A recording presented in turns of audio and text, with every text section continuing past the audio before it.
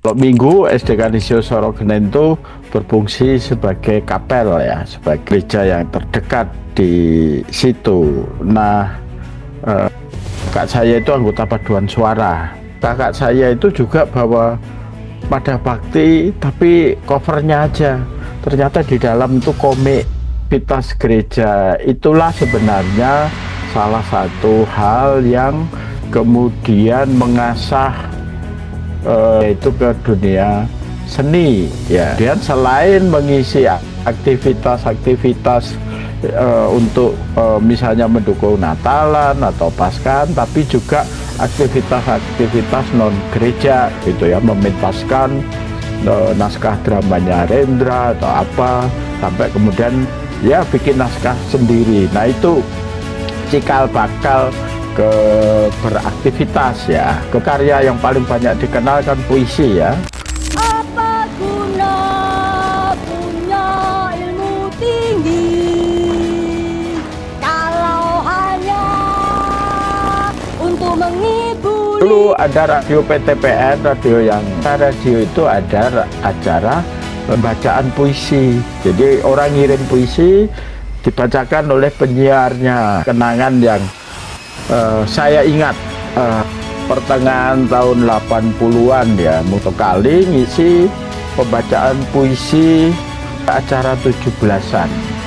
Wiji Tukul itu membaca secara spontan, improv, itu isinya ini. Kemerdekaan itu nasi, dimakan jadi tai. Nah, mula dia berurusan dengan tentara, dengan polisi. Setelah interogasi itu di Koramil Jepres,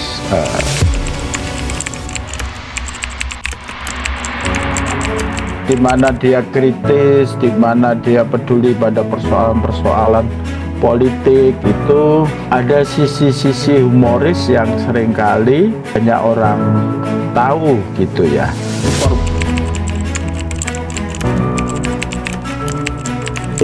Inspirasinya adalah pengorbanan ya, sampai misalnya dia dihilangkan, tapi mungkin secara fisik dia hilang, tapi inspirasi semangatnya itu akan terus ada gitu ya.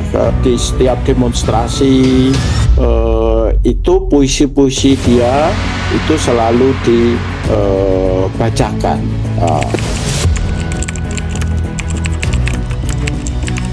Peristiwa 27 Juli 1996, di mana waktu itu ada kerusuhan di Jakarta di markas PDI yang berbuntut pada pembakaran, demonstrasi besar. Itu kemudian Partai Rakyat Demokratik itu dituduh sebagai dalang.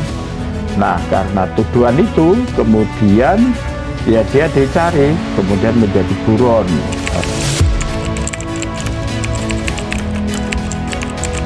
Ya, secara sembunyi-sembunyi ya, saya juga secara sembunyi-sembunyi pernah bertemu. Itu juga siapapun yang berhubungan dengan Wiji Tukul itu ditangkapi. Saya juga termasuk yang ditangkap ya, waktu itu untuk mencari di mana Wiji Tukul berada. Tanya tentang kabar keluarga, tanya tentang situasi situasi politik, karena waktu itu dia habis pulang dari tempat persembunyiannya di Kalimantan gitu ya. Jadi mungkin kan waktu itu juga informasi tidak semudah sekarang didapatkan.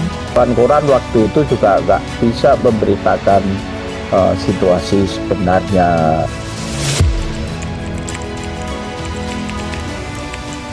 Memang ada serangkaian peristiwa di tahun 97-98 itu ada penculikan aktivis ya. Jadi mulai dari aktivis PDI, setidaknya sampai sekarang itu ada 13 aktivis yang masih belum ditemukan. Nah, mana kami kemudian menyatakan ya Wiji Tukul itu hilang.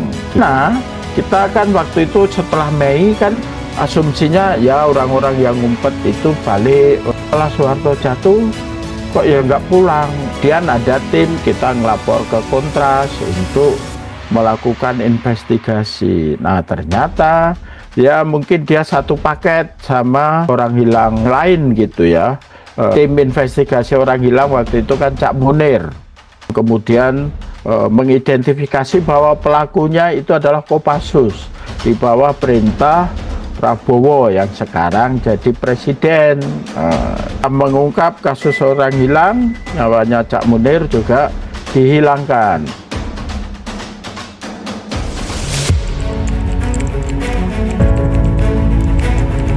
Kita melapor ya ke polisi, tapi juga nggak ada respon. Jadi ya sampai sekarang kita nuntut ya tanggung jawaban. Terduga pelakunya malah sekarang berkuasa gitu. Jadi ini juga tantangan.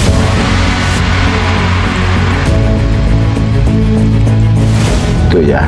Reformasi bukan bahkan belum selesai, reformasi sudah mati sekarang karena unsur-unsur jahat dari Orde Baru itu sekarang balik lagi. Ada tanggungan sejarah yang belum selesai, pelanggaran HAM masa lalu, bukan hanya tahun 97, 98, tetapi juga kasus-kasus di sepanjang masa Orde Baru ya, mulai Soeharto berkuasa, kasus Marsina, kemudian kasus petani, Waduk Kedungombo, petani-petani di wilayah lain itu sampai sekarang juga belum tuntas. Kira yang harus dilakukan adalah bagaimana secara umum adalah mengembalikan ya cita-cita kemerdekaan seperti yang dulu diimpikan oleh para pendiri bangsa ini gitu ya.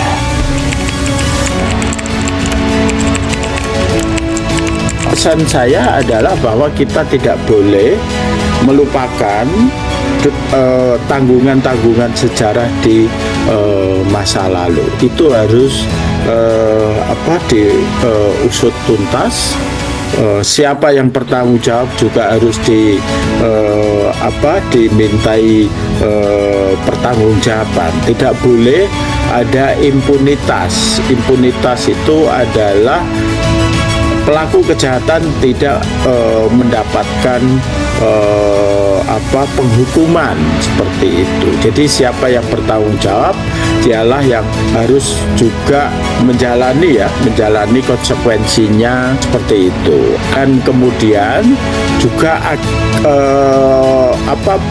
penuntasan pelanggaran HAM masa lalu itu agar tidak terjadi perulangan.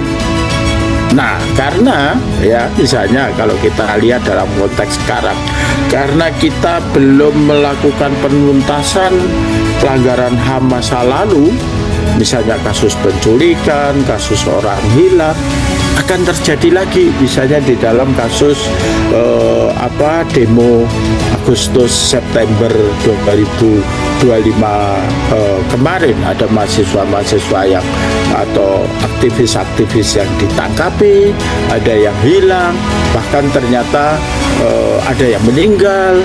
Bahkan kalau kalian baca Kompas hari ini, ternyata orang yang hilang, 2 orang hilang di aksi bulan September, Agustus September kemarin, itu ternyata diduga rangkanya ada di rupa kebakaran di Kuitang bulan Agustus September.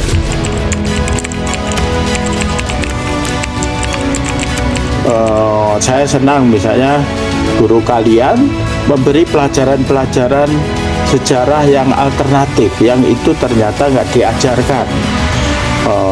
Seperti itu, membaca bahan-bahan bacaan, bahan-bahan sejarah itu penting agar kita tidak lupa ya, karena sekarang rezim sekarang ini sedang ingin melupakan sejarah.